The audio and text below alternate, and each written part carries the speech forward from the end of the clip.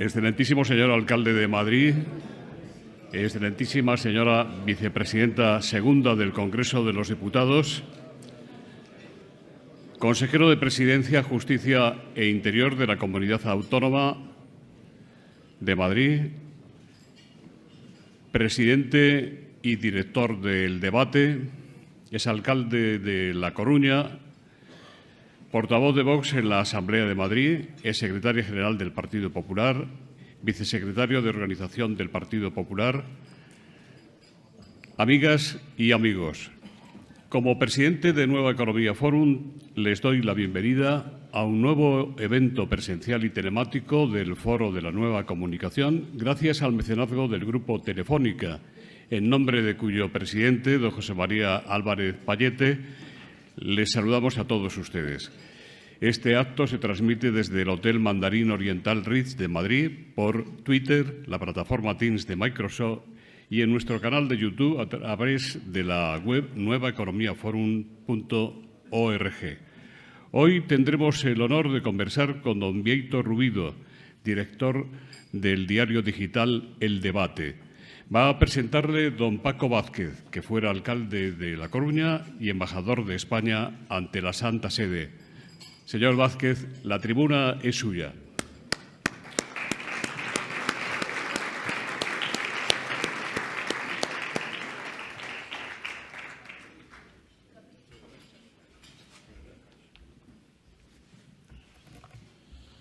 Muchas gracias. Buenos días a todos ustedes. Expreso mi satisfacción de poder hoy intervenir para presentar a un amigo, a una persona con la que me unen ya desde hace muchos años profundos lazos de afecto y de amistad, y mi satisfacción de responder a su invitación para hoy intervenir no como presentador, sino para dar testimonio posiblemente desde sus inicios de una trayectoria profesional como la de Bieito Rubido, una trayectoria brillante y excepcional en el mundo del periodismo español. Pero crean ustedes que son muchas las razones por las que hoy intervengo. No he bajado desde el Finisterre al centro simplemente pues para actuar como presentador.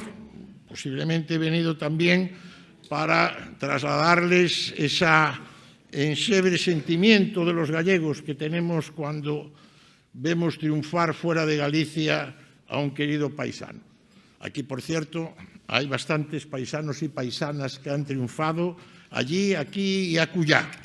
En cualquier caso, he venido también por el deseo de escuchar, como todos ustedes, de escuchar hablar a un periodista como Bieito Rubido sobre un análisis del mundo actual de la información, de la repercusión que las informaciones tiene todas estas inteligencias artificiales, digitalizaciones, todo este mundo complicado que mis nietos entienden y en el que me adiestran y me enseñan. Pero también algo importante, que es a lo que más me quiero referir, la necesidad de la ética de la comunicación. Una ética, sobre todo, en la comunicación política, tan necesario hoy en España y tan necesario hoy en el mundo. Y nadie mejor que Bieito Rubido para tratar ambos asuntos, porque las consecuencias de la revolución tecnológica y sobre todo los fundamentos morales que yo calificaría de irrenunciables que tiene que tener el mundo de las empresas periodísticas, principalmente en el obligado tratado de la verdad, son dos cuestiones que Bieito podrá desarrollar desde su larga experiencia profesional, una experiencia iniciada casi al inicio de su carrera, al terminar sus estudios en la Complutense, y que ha tenido dos factores adicionales importantes. El primero es que Bieito ha trabajado en todas las plataformas de comunicación, en la prensa, en la radio, en la televisión, y hoy recuperando un titular, El Debate, es decir, una editorial cargada por la historia. Pero además Bieito ha tenido la responsabilidad de la dirección y de la gerencia y ha puesto en marcha experiencias televisivas o periodísticas como los informativos de Antena 3 en Galicia o como el periódico El Deporte. Una larga trayectoria en la cual su cargo de dirección en La Voz de Galicia o en la ABC son jalones, son hitos que la marcan, además de su condición académica. Consiguientemente, Bieito Rubido tiene un currículum que lo legitima y sobre todo un currículum que le aporta credibilidad a los análisis y reflexiones que hoy pueda aportar. Porque es un currículum que viene marcado por el esfuerzo y el trabajo, por los conocimientos y por la experiencia, que son valores que definen la profesionalidad y son valores curriculares muy excepcionales en la España de hoy, que está marcada por palmarés inexistentes, las más de las veces que adornan biografías de esta alegre muchachada, palmera, vocinglera, abrazadora y a veces besucona, que hoy ocupa con K muchas de las instituciones del Estado. Yo siempre le escuché a Bieito definirse como periodista. Él tiene un libro precioso titulado Contar la verdad, y yo creo que ese título es el que mejor condensa en 3 palabras el lema que preside todo su periplo profesional.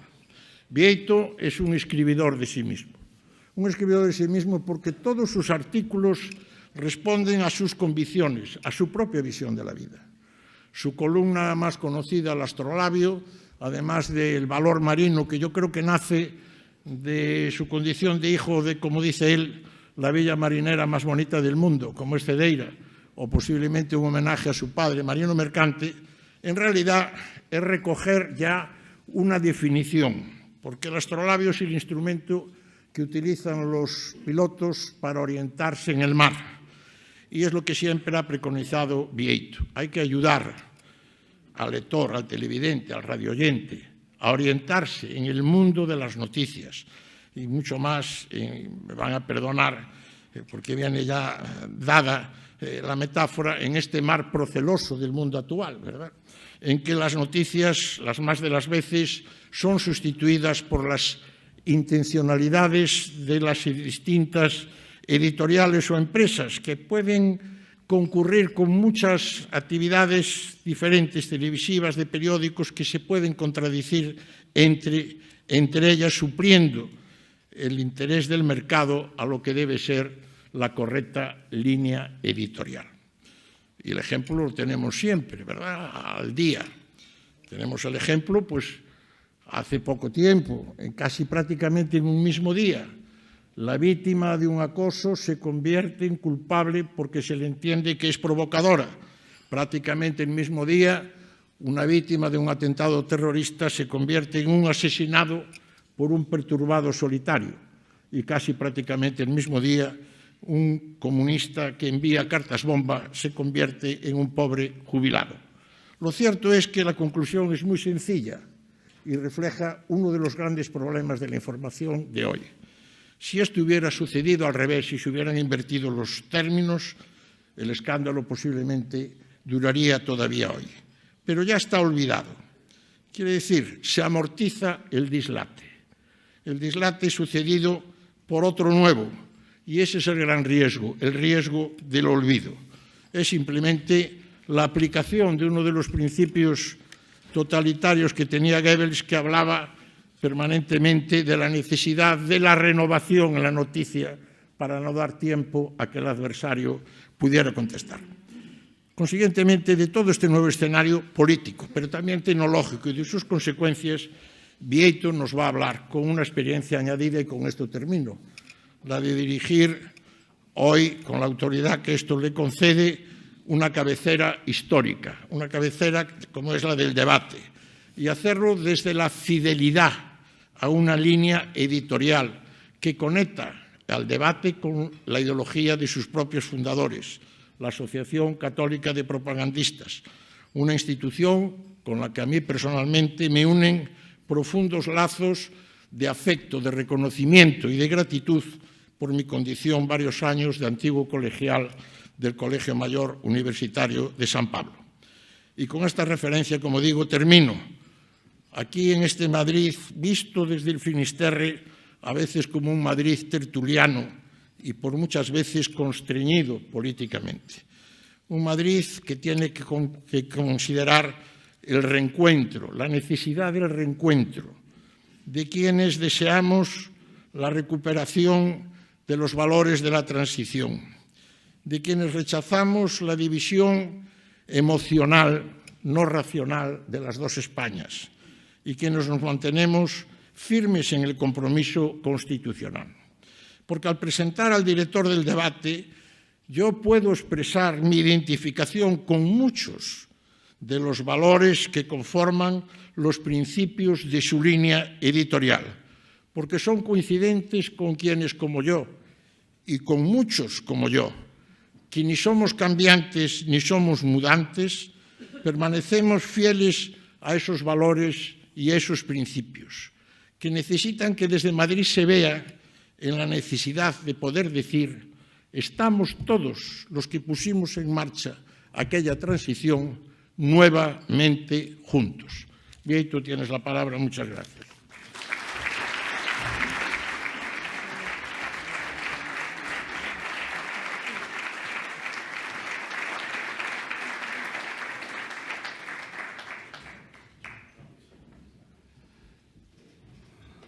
Gracias, don Paco Vázquez, por su presentación, por su introducción, por sus comentarios. Y ahora, efectivamente, vamos a conversar con don Bieito Rubido, director del debate. ¿Qué tal está usted esta mañana? ¿Mejor que ayer? Sí, ayer estaba bien. La revolución tecnológica que vivimos ha cambiado la forma de hacer información y de recibirla. Ya lo comentaba el señor Vázquez. ¿Está cambiando esto el periodismo hasta el punto de perder credibilidad? ¿Cómo está cambiando el modelo de negocio de los medios? ¿Y cómo se van a mantener los medios económicamente en el futuro? Bueno, antes de responder a su pregunta, José Luis, permítame darles a todos ustedes las gracias por estar aquí. La verdad es que es una satisfacción ver tantas caras de tan buenos amigos. Darle las gracias a las autoridades. Permítanme que en la figura del alcalde y de José Luis Martínez Almeida y de la vicepresidenta del Congreso, les agradezca a todos ustedes la presencia y también agradecerle de una manera muy especial a Francisco Vázquez, a Paco Vázquez, la presentación. Ya saben ustedes que el director de un periódico no necesariamente tiene ni que escribir bien ni que hacer muchas cosas bien, pero tiene que tener criterio. Entonces, yo siempre digo que un director tiene que tener criterio a la hora de seleccionar personas. Me reconocerán que he acertado en el presentador. No podía ser ni más brillante, ni más acertado, ni más, en este caso, laudatorio, pero la hipérbole se perdona en estos casos. Muchas gracias, Francisco Vázquez. Y ahora, si respondo a tu pregunta, José Luis. Vamos a ver, yo creo que efectivamente no les descubro a ustedes nada si les digo que efectivamente los medios de comunicación, la manera que tenemos de comunicarnos, de informarnos, de enterarnos de lo que ocurre, está cambiando radicalmente, ha cambiado radicalmente. Ustedes son protagonistas en el día a día, pero probablemente poniendo todo en común y reflexionando acerca de lo que está ocurriendo, probablemente nos llevemos algunas sorpresas. Yo, por ejemplo, tengo el dato sacado de un informe de la Fundación Telefónica. En el tiempo que va a durar esta exposición, la mayoría de ustedes van a consultar su teléfono móvil una media de 3 veces. Este cálculo nace como digo, de estudios de hiperconectividad y tecnodependencia que tenemos los españoles. Es una cifra extrapolable a otros países. 1 de cada 3 personas consulta el móvil más de 100 veces al día, lo que significa que miramos el móvil una media de 1 vez cada 10 minutos. Algunos todavía lo consultan con más frecuencia, 1 vez cada 7 minutos. Esto supone una exposición enorme y constante a diferentes informaciones procedentes de canales muy diversos que se convierte, como solemos decir, en un batiburrillo donde se mezclan informaciones confiables, informaciones contrastadas, imágenes fuera de contexto, vídeos virales, artículos basados en opiniones, artículos basados en cuestiones emocionales y la ausencia, en muchos de los casos, de lo más riguroso en periodismo, que son los datos. Pero es que además los algoritmos de las redes sociales o de las búsquedas en Google hacen que terminemos en una especie de burbuja donde lo que se abona es justamente uno de los problemas que tiene no España, sino todo Occidente, que es la polarización. Claro, el algoritmo nos sirve prácticamente lo que nosotros queremos leer. La sociedad está especialmente polarizada justamente por ello. Las redes sociales filtran y jerarquizan los contenidos en función de nuestros intereses. Y por eso, más que nunca, hay que volver a reivindicar el papel de los periodistas. Ya no les digo nada si nos detenemos en las noticias falsas o en los datos falsos. Se estima que un 30% de la información que en este momento, en este preciso instante, está girando en torno al globo terráqueo es falso. Es decir, nada menos que el 30% no es confiable. Pero estamos hablando de millones de informaciones, no estamos hablando de 1000 noticias, estamos hablando de millones de informaciones. Y eso, dentro de esos cambios que tú me preguntabas, José Luis, nos llevan todavía al hecho de quién está detrás de la información. Antiguamente había editores, me referiré a ellos más adelante. Los editores eran unas figuras claves en el mundo de la comunicación porque tenían una idea, arriesgaban por esa idea y además arriesgaban incluso su patrimonio. Hoy la figura del editor está prácticamente desaparecida porque, entre otras razones, las nuevas tecnologías, cada vez más eficaces, cada vez más baratas, han abatido las barreras de entrada. Antes, para tener un medio de comunicación hacía falta tener mucho dinero, comprar una rotativa, tener un edificio, pues, el crédito suficiente para comprar papel, tener unas plantillas. Hoy 5 muchachos en un piso montan un medio de comunicación y a nada que tengan un poco de talento le van a llegar a mucha gente. Pero también es cierto que otra consecuencia, no sé si indeseable, pero desde luego una consecuencia de ese nuevo status quo es el fraccionamiento de las audiencias.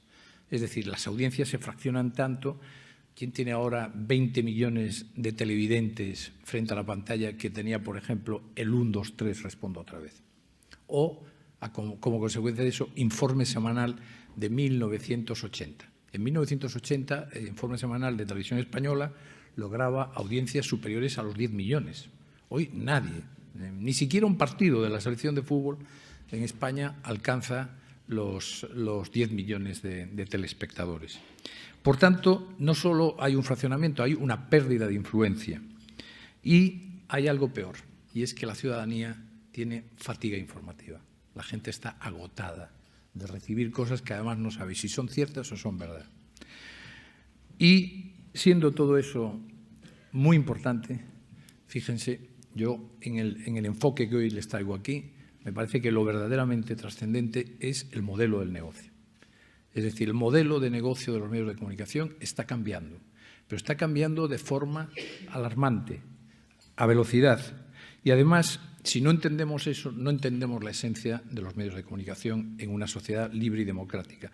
Los medios de comunicación tienen que ser rentables, porque la rentabilidad nos da la independencia. Si no somos rentables, si tenemos que acudir a las ventanillas, a los, como decía un viejo, a los abrevaderos ya conocidos, acabamos perdiendo justamente dos de los rasgos más importantes que tenemos, la independencia y la credibilidad. ¿Qué cambios vislumbra usted en el horizonte del sector mediático? ¿Cree que hay margen para las fusiones, en particular en la prensa escrita y en la formación de grupos editores de medios digitales para hacerlos más fuertes? Hombre, sería deseable. Lo que pasa es que hoy poner un medio de comunicación digital es tan barato que cualquiera lo puede poner. Otra cosa es mantenerlo en el tiempo. A mí me parece que los medios clásicos, las cabeceras conocidas, tienen por delante un muy difícil tránsito. Y lo voy a explicar. A nosotros, yo recuerdo cuando asumí la dirección de la redacción de ABC, el mandato era transformar la redacción al mundo digital. Yo creo que más o menos lo hicimos, con mayores o peores, o con mayores errores o con mayores aciertos, lo hicimos. Lo curioso es que lo que no se transformó fue el área de gestión. El área de gestión sigue todavía hoy en el mundo analógico, con unas organizaciones pesadísimas, con muchísima gente, costosa, muy costosa y muy numerosa, y que hace que precisamente el modelo de negocio sea cuestionable. Es decir, usted piense que ahora mismo en la prensa escrita, en papel, yo creo que en Madrid apenas si se venden en los kioscos 120.000 ejemplares. Y si digo 120.000 ejemplares, creo que estoy diciendo mucho. El ingreso de quienes han puesto el muro de pago en algunas ocasiones son 25 céntimos al mes. Con esos ingresos, y aunque la publicidad tenga momentos extraordinarios, con esos ingresos no se mantiene una organización de 200 redactores, 25 directivos, los bonus clásicos, etcétera, etcétera.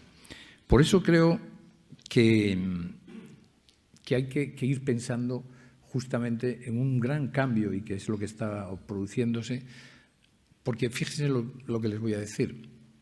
Los digitales nativos han nacido con un modelo mucho más ligero y, sin embargo, a la vuelta de unos años, en muy pocos años, van a estar a la prácticamente misma altura los digitales nativos con los medios clásicos.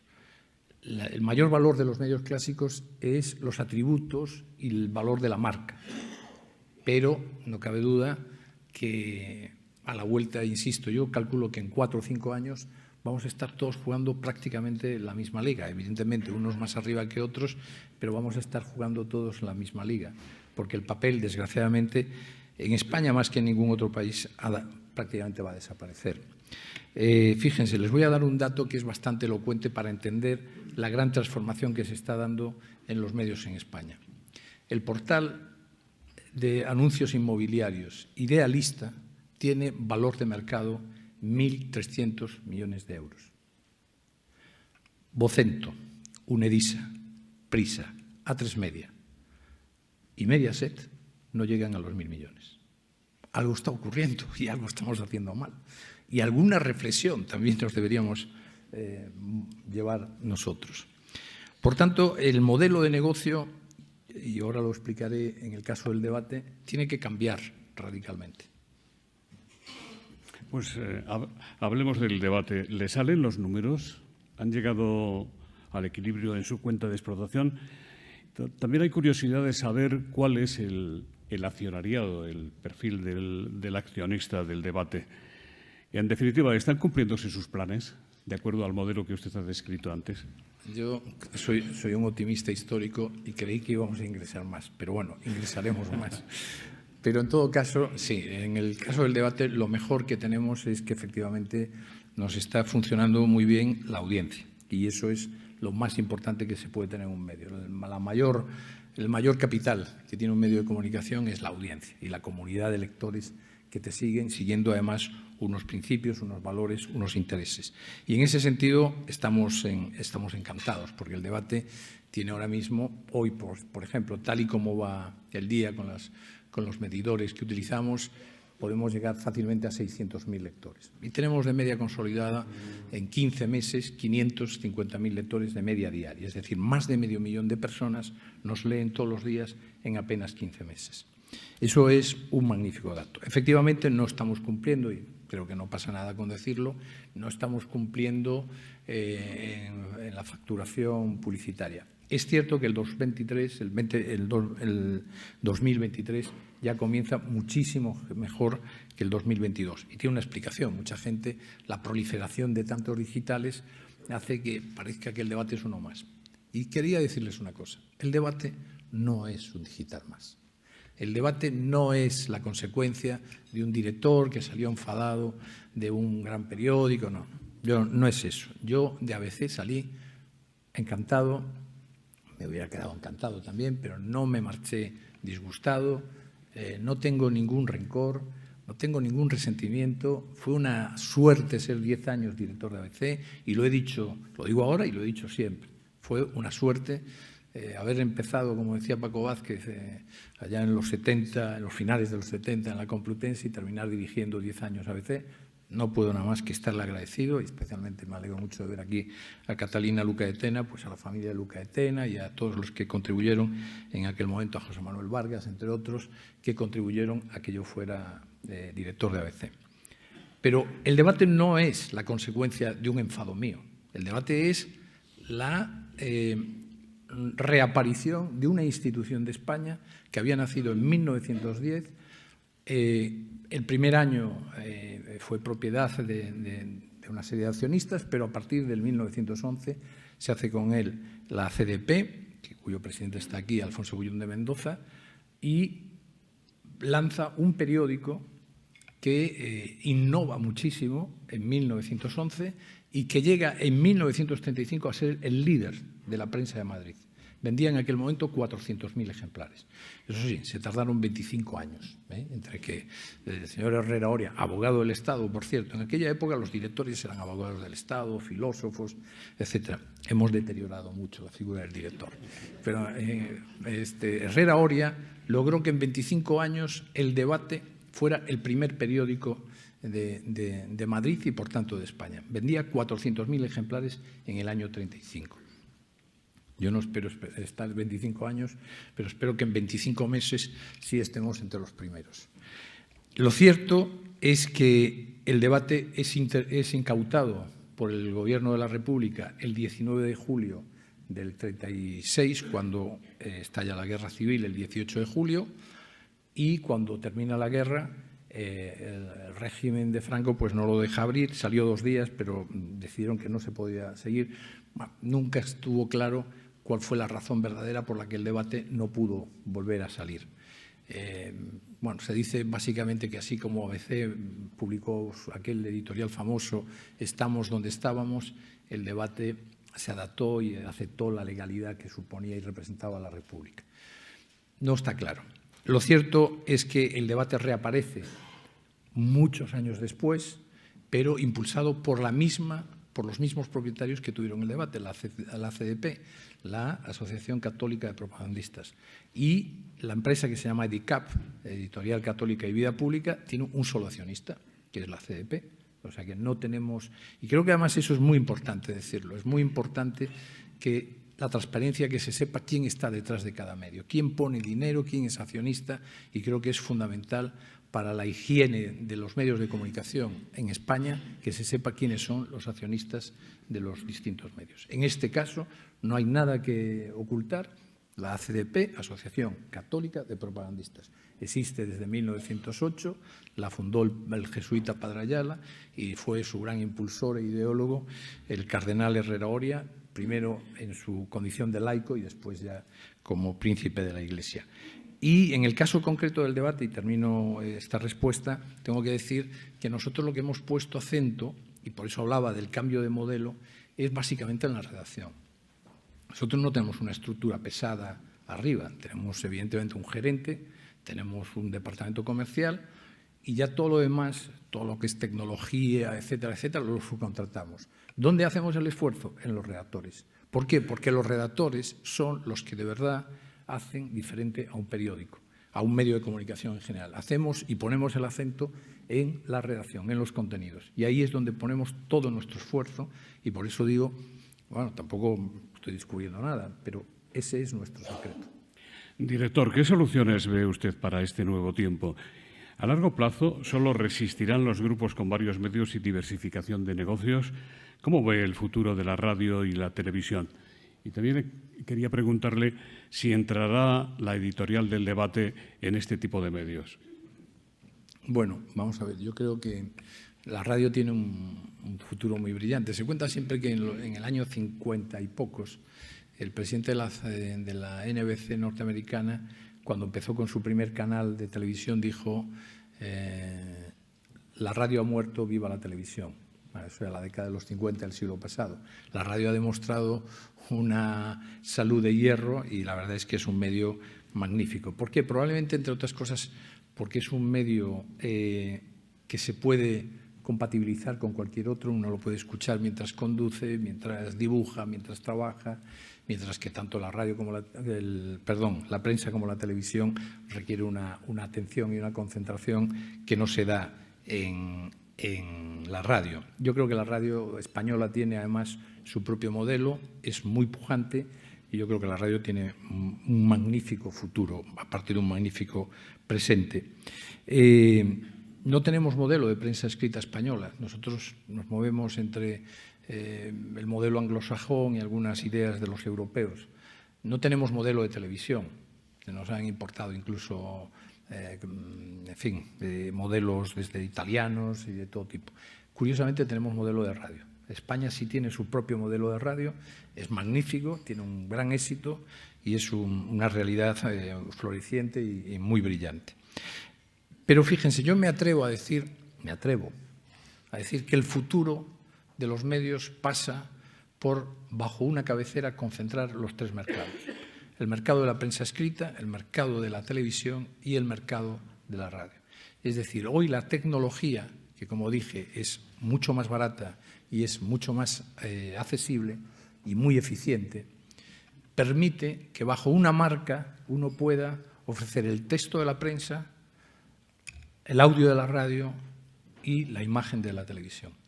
Y yo creo que quien se atreva a ir desarrollando ese modelo va a tener un gran futuro. Es decir, estoy convencido que lo importante es que la marca tenga atributos de prestigio, atributos de credibilidad, atributos de eficiencia, atributos de capacidad de tener buenos contenidos, pero yo creo que el futuro, no me atrevo a decir si será, pero cada vez más tenemos que ir ensayando.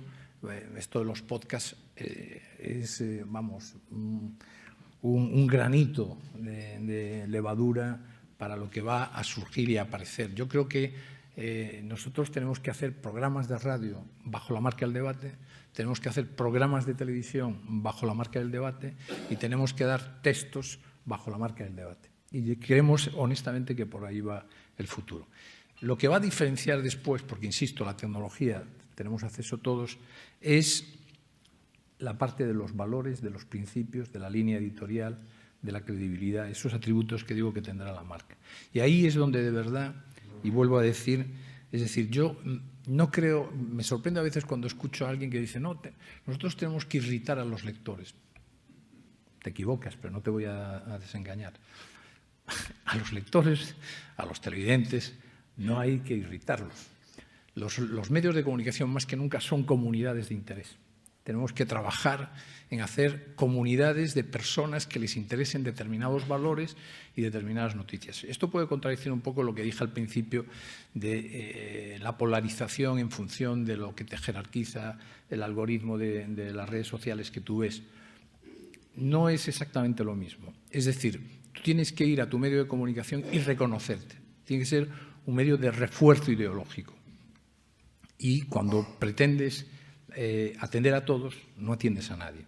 ¿Cuáles son los perfiles de esa comunidad de interés? ¿Qué hay en común en los lectores habituales del debate? Bueno, yo creo que el debate se ha definido clarísimamente como un periódico de centro-derecha que defiende, y yo siempre lo decía en ABC y lo vuelvo a decir aquí, lo que define a un periódico son los valores que defiende. Nosotros defendemos la unidad de España. Nosotros defendemos la libertad en toda su amplia extensión. Libertad de expresión, libertad de movimientos, libertad de pensamiento. Nosotros defendemos una economía libre, social de mercado y todo inspirado un poco en la doctrina social de la Iglesia. A nosotros nos inspira el humanismo cristiano.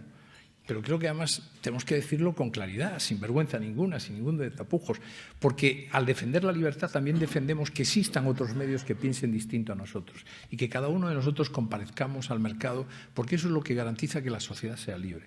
Y eso a mí me parece que es muy importante. Los periódicos y los medios de comunicación éramos importantes, digo éramos, cuando ayudábamos a interpretar la realidad y cuando ayudábamos a liderar la sociedad. El mundo es mejor desde que hay periódicos, desde que hay medios de comunicación, tal. Pero evidentemente estamos viviendo una inflexión en la historia de los medios de comunicación y estamos viviendo una crisis de modelo que tenemos que saber reorientarla. Y sabremos, seguro.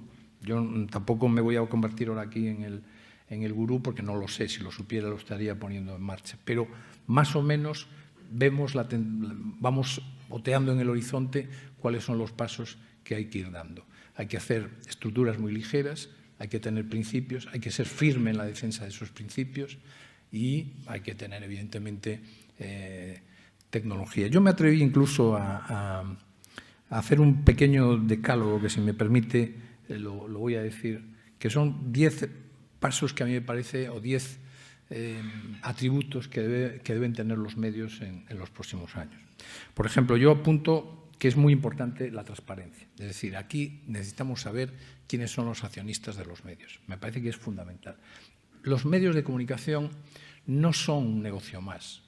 Mire usted, este vaso se puede hacer en Taiwán, en China, en Turquía o en Culleredo, provincia de La Coruña. No pasa nada. O los zapatos que tenemos, o la corbata. Gran parte de los bienes que consumimos se pueden fabricar en cualquier lugar. Un medio de comunicación no. Un medio de comunicación tiene que tener raíces en su sociedad. Un medio de comunicación no puede... Yo soy partidario del libre mercado, pero creo que los accionistas, y por eso reivindico la figura del editor, tienen que estar enraizados en la sociedad en la que desarrollan su trabajo. Por tanto, vuelvo a decir, un periódico, una radio, una televisión tienen que tener raíces en la sociedad a la que informan, de la que se nutren y a la que sirven. Por tanto, la transparencia me parece fundamental. La independencia económica me parece también fundamental, porque si no tenemos independencia económica, si no tenemos un modelo de negocio que nos haga libre, no somos libres. Estaremos dependiendo de alguien. La honorabilidad. Y cuando digo la honorabilidad es que creo que hay que desterrar de los medios de comunicación de España determinadas prácticas que cuestionan el prestigio y la credibilidad de los periodistas. No entro en más detalles. La humildad. Los periodistas no redimimos a la sociedad, ni venimos a salvar al mundo. Contribuimos y contamos lo que ocurre, pero esa pretensión de yo derribo presidentes, yo coloco a no sé quién, es mentira, porque además es mentira. Pero la falta de humildad en la profesión periodística es un pecado que acaba volviéndose muy tóxico. Un compromiso con el bien común. Esto que les puede parecer como de homilía del domingo en una parroquia bien intencionada, que hay de todo.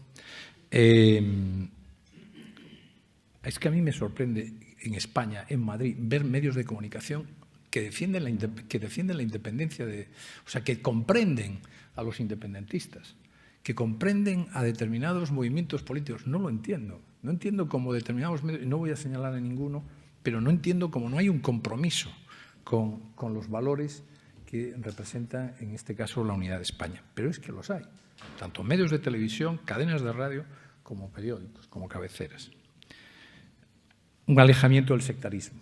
Gran parte de la polarización de la sociedad en general, no es solo en España, tiene que ver con el sectarismo que se practica en los medios. Porque yo creo que hay que defender nuestras ideas, nuestros valores, pero tenemos que mantener consensos de convivencia.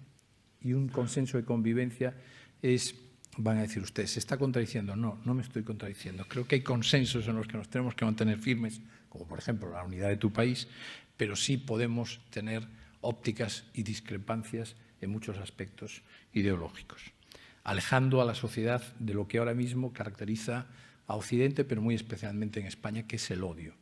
Y el odio tiene mucho que ver también con el escaso compromiso que los editores y determinados directivos de medios tienen con la idea de España.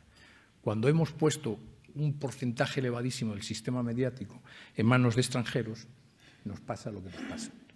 No ocurre prácticamente, salvo en el Reino Unido, en ningún otro país de Europa. Y ya finalmente, evidentemente, necesitamos tener calidad en los contenidos, atraer a los lectores, ser amenos y adaptarnos permanentemente a los cambios tecnológicos que son constantes. Pero fíjese, yo mantengo una cosa, los cambios tecnológicos son permanentes y hay que saberse adaptar en este sector como en cualquier otro. Pero lo que sí ocurre es que lo que se mantiene inalterable es que el periodismo es contar noticias verdaderas, amenas y que interesen al público. Y esa es la esencia del periodismo que se va a seguir manteniendo en situación en digital, en papel, en radio, en televisión o en cualquier otro soporte. Permítame, señor Rubido, que invite a intervenir a don Alfonso Bullón de Mendoza, presidente de la Sociedad Editora del Debate y que ha impulsado junto con usted este periódico. Don Alfonso.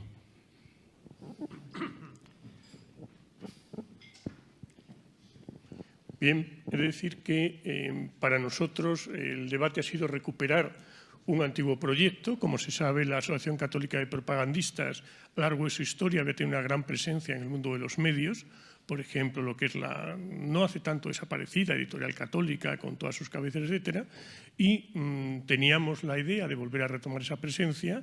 Nos faltaba la persona para hacerlo, y en un determinado momento pudimos contar con Bieito Rubido, y la verdad es que, como se ha planteado, pues muchas veces cuando haces los proyectos siempre piensas que todo va a ser muy rápido, muy magnífico, pero dentro de cómo van las cosas, decir que el debate es una realidad que cada vez tiene más presencia, que ya estamos diariamente por encima de los 500.000 lectores, y realmente llevando unos 16 meses, pues es algo que yo creo que es muy de destacar. Y por lo tanto, además teniendo en cuenta que nosotros lo hacemos desde una óptica propositiva. Es decir, que es fácil tratar de crear un medio de comunicación que genere, pues, como super noticias en cabeceras, todo alarmante, todo, pues, digamos, supurando, etcétera. Nosotros lo hacemos de la única forma en que los propagandistas católicos lo podemos hacer, que es, pues, con tranquilidad, tratando de construir, siendo fieles a nuestros principios. Y por ello, pues realmente estamos muy agradecidos a la tarea que está desarrollando esa magnífica redacción dirigida por Bieito Rubido. O sea que, por mi parte nada más, sino darles también las gracias por querernos acompañar y decirles que realmente el debate es, digamos, una aportación que nosotros tratamos de hacer a la sociedad española y que nos gusta contar, pues, con las máximas colaboraciones, asistencias y, digamos, cómplices dentro de nuestro proyecto posibles. Y eso de que te den la palabra traición, pues bueno. Señor Rubido, es imposible resistirse a plantearle preguntas sobre la actualidad política y social de España, que usted conoce muy bien. Si le parece, empezamos por la situación derivada de la Ley de Libertad Sexual, más conocida como la Ley del solo sí es sí. El PSOE presentó ayer una proposición de ley, según dijo, para evitar los efectos no deseados de la anterior. ¿Cómo calificaría usted la situación? ¿Es tan grave el desencuentro entre los socios del Gobierno como para que haya una ruptura de la coalición, o más bien cree que el presidente Sánchez juega con la resistencia de Podemos a abandonar las cuotas de poder y todo es un postureo? ¿La oferta del PP de apoyar la nueva proposición de ley tiene alguna posibilidad de ser aceptada por el PSOE o ya cuenta Feijóo con el no y de lo que se trata es de poner en evidencia a la mayoría de la moción de censura a Rajoy? Este tema, aunque lo remienden, ¿va a costarle al PSOE votos en las elecciones del 28 de mayo? Bueno, yo supongo que sí, que le costará, pero no solo ese tema, le va a costar muchas cosas porque efectivamente hay una parte de la sociedad española mayoritaria que, más allá de matices de concebir la sociedad desde la izquierda o desde la derecha, hay una serie de consensos en los que se mantiene. La protección de la mujer, desde luego, no se ha hecho a través de esta ley. Esta ley, evidentemente, que la presentó el señor Sánchez como una ley que iba a envidiarnos toda Europa. Es que hay que tener un poquito de memoria, que tampoco es memoria casi de ratón, porque fue hace unos meses. El señor Sánchez presentó esta ley como un ejemplo al que nos iba a envidiar Europa entero y que las mujeres ya estaban más protegidas gracias a esta ley. Evidentemente, con 400 agresores sexuales que han visto reducida su pena, con casi 30 de ellos en la calle, se estima que algunos centenares más de agresores sexuales que van a ver vista reducida su pena y con la cerrazón y la contumacia con que la parte del Gobierno de Podemos parece no querer llevar adelante esa reforma, yo creo que Sánchez está simplemente maquillando su actitud, porque no quiere el apoyo del Partido Popular. Y yo creo que, claro, España, el día que el Partido Popular y el PSOE alcancen grandes acuerdos, me dirán ustedes, hubo épocas en que se alcanzaron grandes acuerdos, pero incluso lo que en su día le propuso Mariano Rajoy, después de las elecciones del 14, que era hacer una gran coalición a Pedro Sánchez, hubiese sido un gran avance para España. Y el día que logremos que esos dos partidos, los dos partidos mayoritarios, alcancen grandes acuerdos, ya no acuerdos puntuales para sacar adelante una ley o etcétera, sino grandes consensos, donde precisamente asuntos como la unidad de España. Y es que a mí me parece que es de los asuntos más trascendentes que tenemos sobre nuestras manos y sobre la actualidad, y que no acabamos, porque siempre parece, bueno, ya le dieron ibuprofeno y se desinflamó el problema catalán. El problema catalán no está nada desinflamado, ni con ibuprofeno, ni con nada que se le vea. Por tanto, no me quiero ir de la respuesta. Me parece que el señor Sánchez no quiere el apoyo del Partido Popular, que es simplemente un maquillaje para decir que él y su partido se oponen al desastre de esta ley, y no nos olvidemos que tanto el Consejo de Estado como el Consejo del Poder Judicial, General del Poder Judicial, como las propias intervenciones de la oposición en el Parlamento, como otros muchos informes, advirtieron seriamente a este Gobierno de lo que podía pasar. Entonces, ahora sabemos que la extrema izquierda en realidad quería eso, que era lo deseado por ellos, que era rebajar las penas. Ayer el debate publicó su propio sondeo, que es regular, de opinión frente a las elecciones del 28 de mayo. Y José Manuel González Huesa, de Servimedia, el director general, le pregunta si seguirá gobernando el PP en la Comunidad y el Ayuntamiento de Madrid, si habrá cambio en la Comunidad Valenciana, qué posibilidades hay de ganar Aragón y mantener Zaragoza, ganar Castilla-La Mancha y Extremadura. Y, por último, le pregunta si se entenderán el PP y el Vox para gobernar conjuntamente y ganar a Pedro Sánchez. Eso Narciso Michavila cobra una barbaridad por responder a todo eso. Vamos a ver, nosotros no publicamos ayer, pero publicamos regularmente por la empresa que tenemos contratada con Target Point.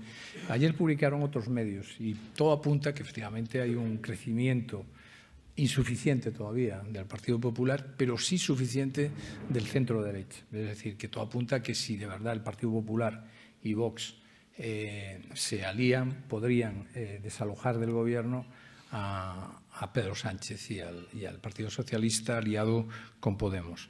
A mí, ya ir caso por caso, pues no lo sé. En la Comunidad de Madrid todo apunta que tanto la alcaldía como la comunidad va a tener como victorias al Partido Popular, pero no sé si con los votos suficientes como para gobernar en mayoría absoluta, y supongo que en Vox, que está aquí su representante en la comunidad, pues llegarán a algún acuerdo. Yo, como ciudadano, que no milito en ningún partido, pero sí tengo inquietudes y me preocupa mi país y tengo hijos y quiero ser un buen... siempre se dice que una de las mejores cosas que puede ser un ser humano es un buen antepasado, es decir, dejarle un mundo mejor a los que vienen. Pues a mí me gustaría dejarle una España mejor, y creo que para que España sea mejor en los próximos años, o hay un gran partido de centro-derecha que gana por mayoría absoluta, que en este momento parece bastante difícil, o lo normal es que haya una gran alianza entre el Partido Popular y Vox. Yo no veo otro panorama, por más que... Porque aquí alguien dice, no, se va a aliar con el PSOE. El PSOE no va a pactar. Este PSOE no va a pactar con el PP, desengáñense, no va a pactar con el PP.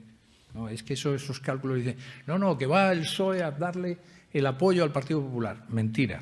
Este Partido Socialista Obrero Español actual no pacta con el Partido Popular.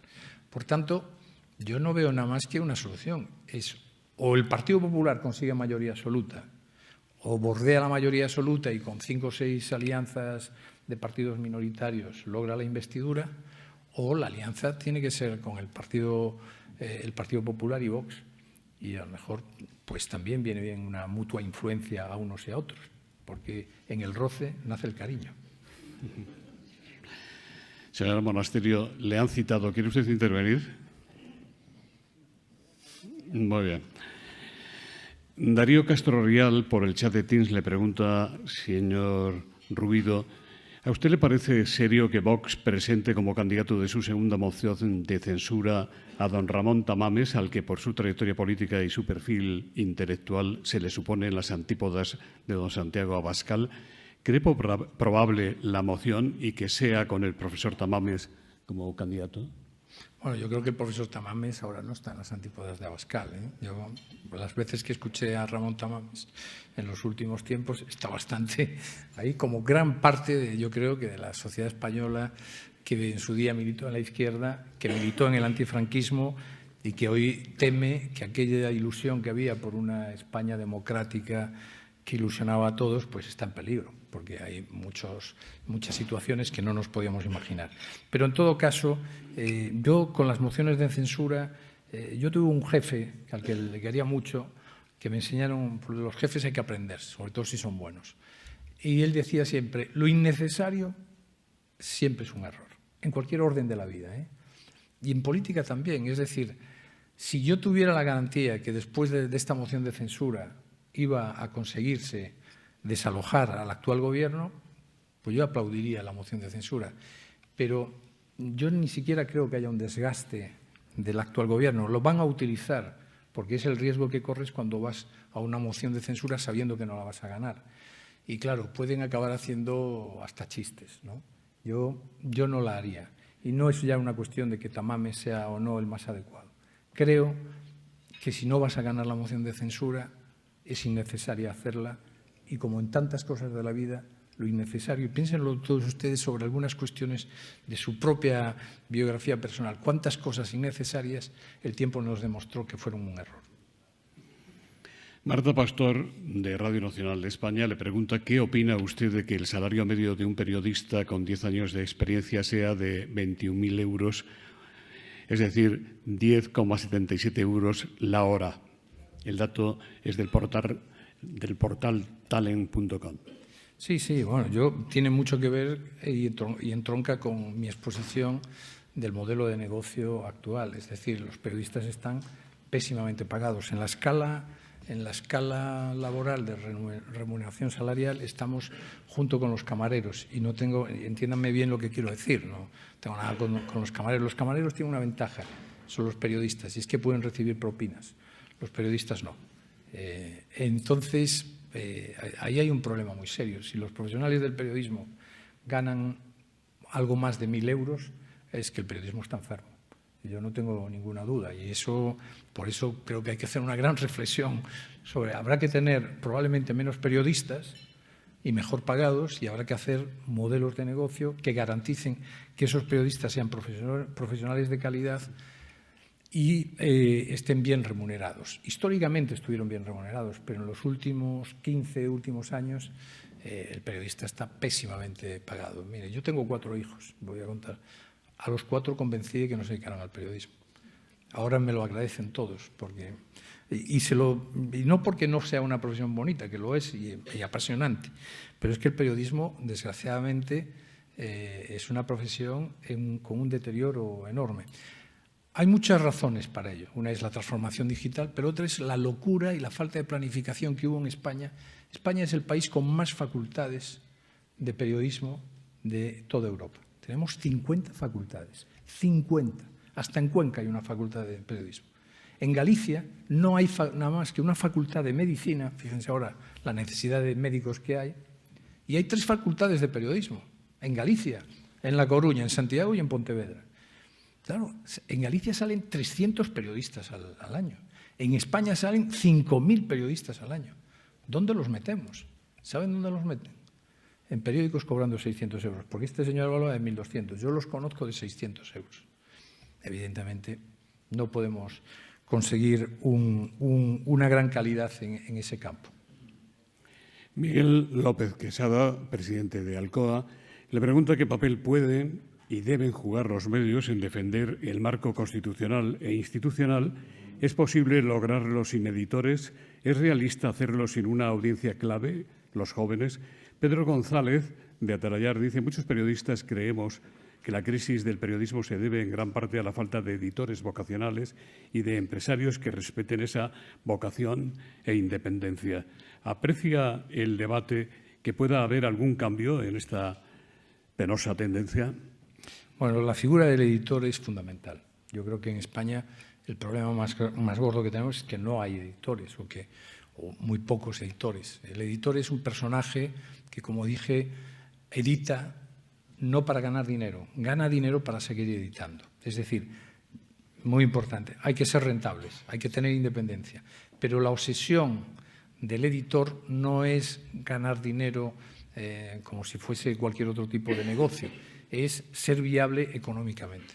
Por eso es muy importante, y en fin, me alegro mucho que esté presente Alfonso Bullón de Mendoza, y el ejemplo del debate y la figura del editor como un representante de la CEP, a mí es de las cosas que más esperanza me da en este proyecto. Es decir, hay alguien que no tiene una obsesión por el resultado económico. Evidentemente no podemos perder dinero, porque si perdemos dinero acabaremos desapareciendo. Tenemos que ser viables, pero por eso digo, entre las ventajas del debate está que es una fundación subaccionista, que es también un modelo que se va a dar mucho y que ya se da en muchos lugares en Europa, que los propietarios son fundaciones.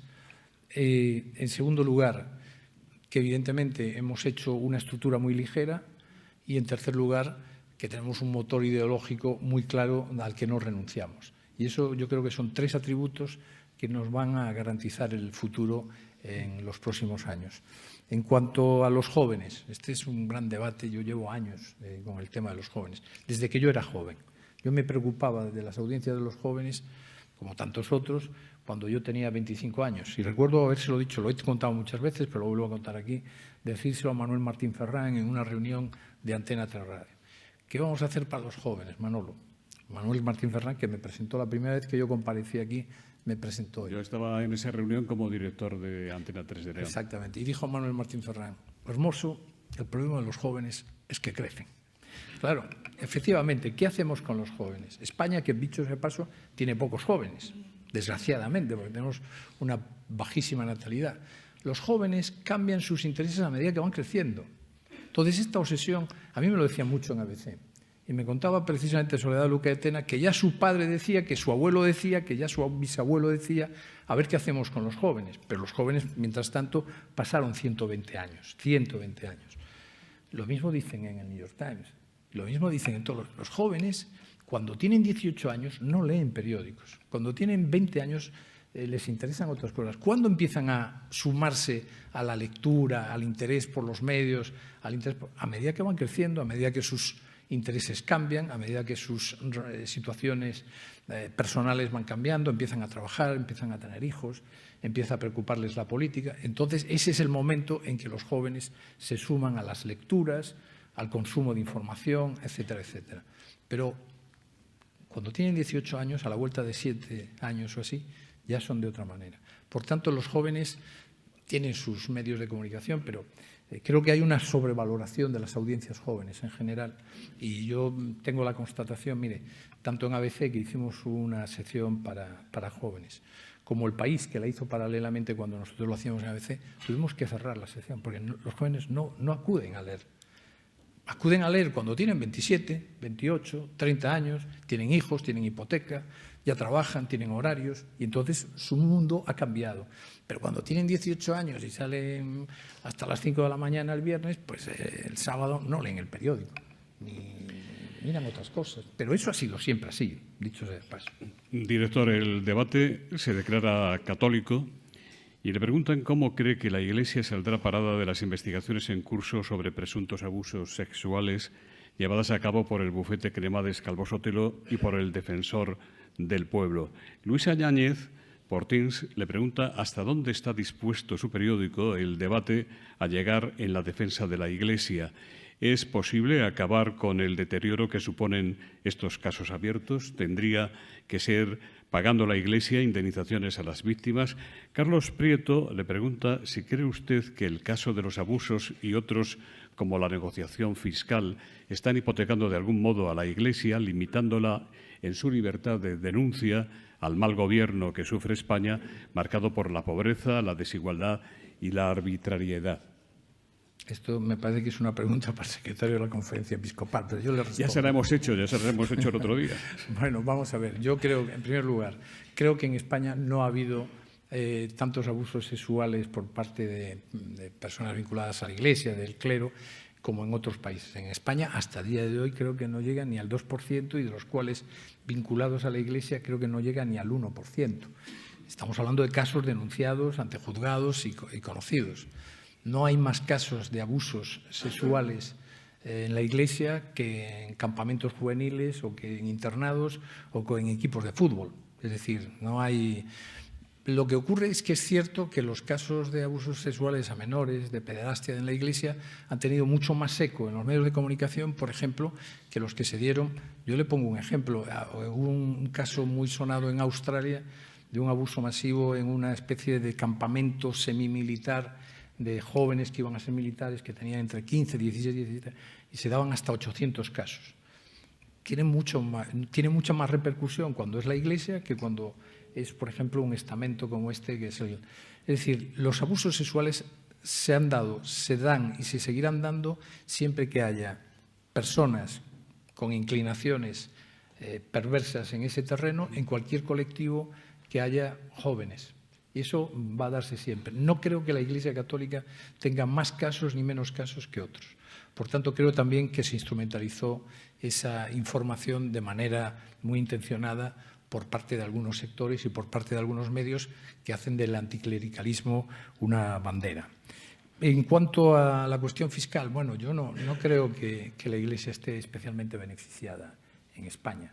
Partiendo que la Iglesia hace una labor social se estima que algo más de 3.500 millones de euros en residencias de ancianos, hospitales, instituciones benéficas, comedores, etcétera, etcétera, no creo que la Iglesia Católica tenga un especial trato en eso.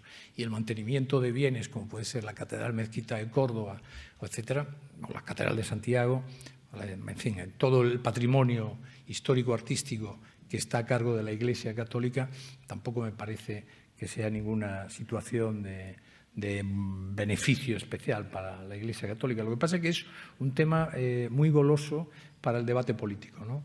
Ahí están... Pero mire usted, yo siempre digo lo mismo. Yo a veces voy paseando por las calles de Madrid, donde sabe usted que hay más perros que niños, y veo allí a chicas encantadoras y a señores recogiendo los excrementos de los perros y pienso cuántas monjas están limpiándole el culo a ancianos abandonados por sus familias. Y eso también es la Iglesia Católica. Lidia Cortés le pregunta si está tan anestesiada la sociedad española como para pasar por alto el trato ignominioso al que el rey de Marruecos somete a España, a pesar del cambio de posición de nuestro país, de nuestro gobierno, respecto del Sáhara, que contraviene las resoluciones de la ONU. ¿Cabe mayor vergüenza para España que en la declaración oficial de la cumbre de la semana pasada se haya reiterado la cesión del Sáhara y no se haya hecho mención alguna a la soberanía de España sobre Ceuta y Melilla? Bueno, el asunto de las relaciones de España con Marruecos es uno de los grandes expedientes X de esta legislatura. Yo creo que algún día, como ocurre siempre, ya que estamos hablando en el Eclesiastés, se dice todo lo oculto se acaba conociendo, ¿no? O sea, acabaremos sabiendo lo que ocurrió de verdad. No lo sé, ¿eh? Yo tampoco me atrevo ni quiero hacer aventurerismo informativo ni nada. Yo no sé la causa real, pero es muy sorprendente que sin someterlo al Congreso de los Diputados, ni a un debate en el Consejo de Ministros, ni siquiera a un debate en la opinión pública, hayamos hecho cambios tan radicales, perjudicándonos además en situaciones muy estratégicas como era nuestra relación privilegiada con Argelia para recibir el gas, que, insisto, es estratégico en estos momentos.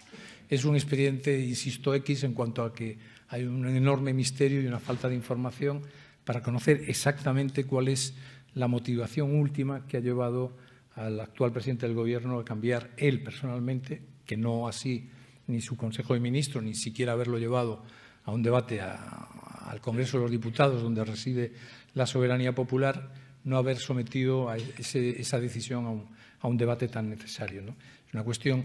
Yo reconozco que Marruecos es una cuestión muy sensible, que hay que ser muy inteligentes.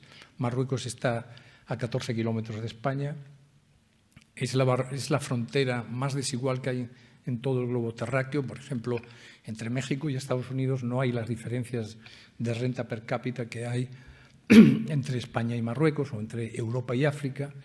La presión inmigratoria es también una cuestión muy sensible. Insisto que hay que tener mucha habilidad y mucho talento político para saber llevar la cuestión marroquí. Lo que pasa es que efectivamente no parece que este presidente del Gobierno, ni al principio ni ahora, haya sido especialmente hábil. Se da por hecho que en cuestión de días España y el Reino Unido lleguen a un acuerdo sobre Gibraltar y Carlos Centeno le pregunta, señor Rubido, si cree que el Gobierno de Sánchez consentirá en que los británicos tengan en la frontera con Gibraltar un paso franco que les resuelva parte de los inconvenientes del Brexit. También renunciará Sánchez a la soberanía siquiera compartida de Gibraltar. Sí, yo creo que en ese terreno, en política exterior, pesamos muy poco y además, aparte de pesar muy poco, hemos perdido peso en el concierto internacional y yo creo que este Gobierno no es nada ambicioso en esa materia. España perdió una gran oportunidad en su día. Yo creo que cuando el ministro Margallo insistía en la cosoberanía, a mí me pareció un acierto. Nosotros en ABC en aquella época dimos esa batalla. Alguien nos dijo que eso era un tema que en un mes ya nadie se ocupaba.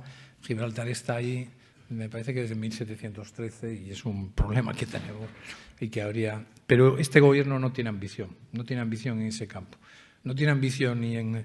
Más allá del póster, no hay una ambición de tener peso en el concierto internacional.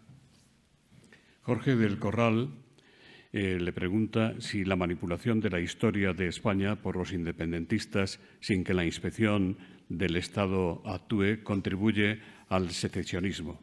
Y Genaro Castro, de Radio Televisión Española, le pregunta cuál es el mayor ataque a la libertad de prensa de la democracia española o esa libertad nunca ha estado en peligro.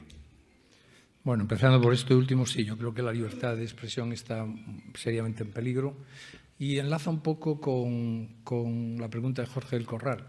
Es decir, a mí me parece que la derecha sociológica española abandonó la batalla cultural porque creyó que la historia, la cultura, los valores se los dejó a la izquierda, incluso la enseñanza. Durante muchos años la enseñanza estuvo en manos de la izquierda más allá de excepciones muy loables. Y pensaban que eso, y la derecha se dedicó a la empresa, al beneficio, y se equivocaron. El tiempo lo ha demostrado. Pujol lo decía, nosotros también publicamos en ABC, y perdonen que cite tanto ABC, pero como decía Unamuno, hablo mucho de mí mismo porque es el hombre al que más conozco, hablo mucho de ABC porque fue el periódico que más tiempo he dirigido hace poco tiempo. Entonces, cito, publicamos en una portada un informe de la Generalitat del año 92, hace esto 30 años. Y era un informe donde el conseller de Educación decía, todo lo que estamos haciendo ahora se comprobará que dentro de unos años tendrá su resultado, que efectivamente tiene que ver con dos grandes motores que ya también Herrera Oria lo veía muy claro en 1911, que es el motor de la educación y el motor de la comunicación.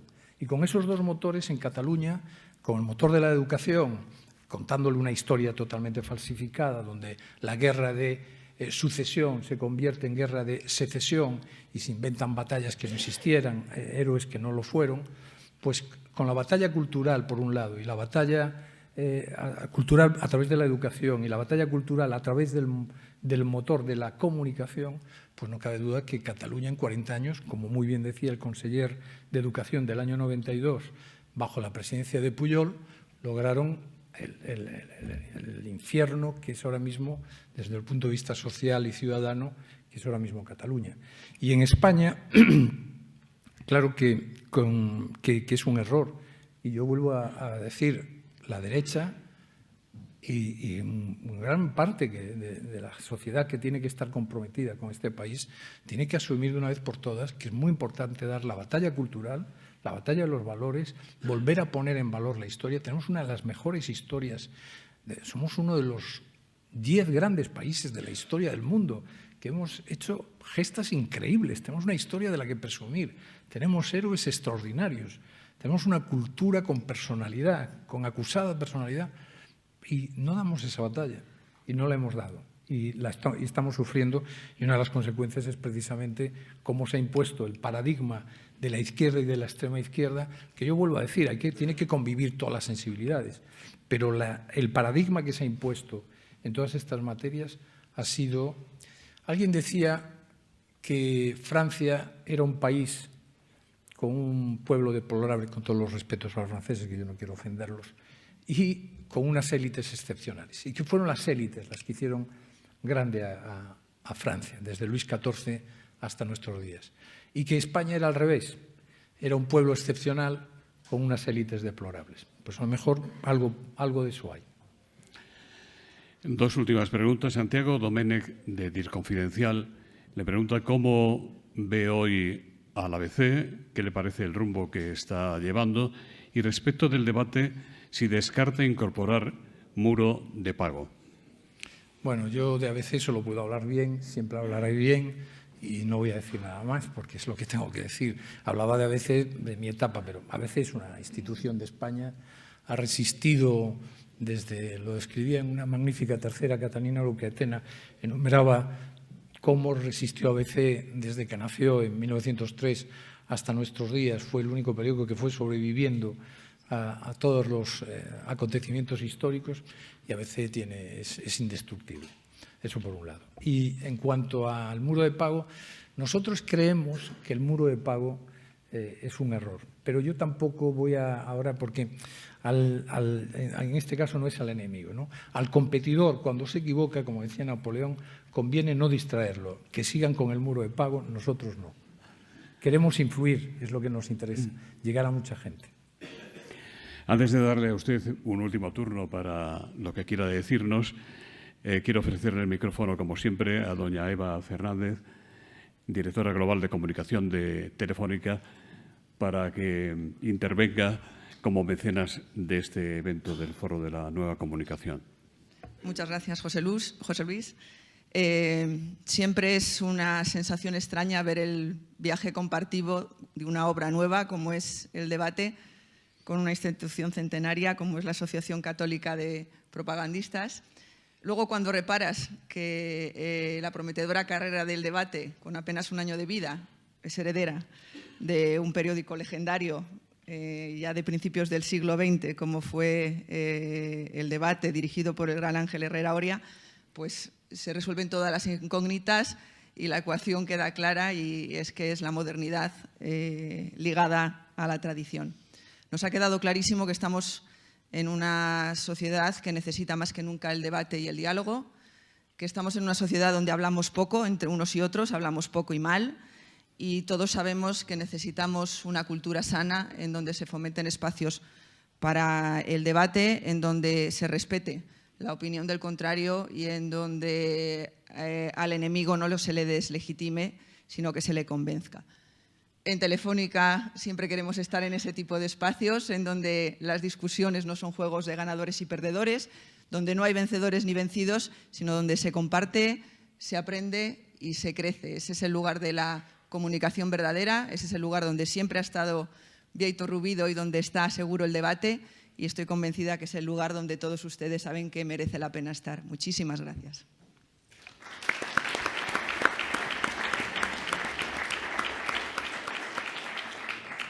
Su última intervención.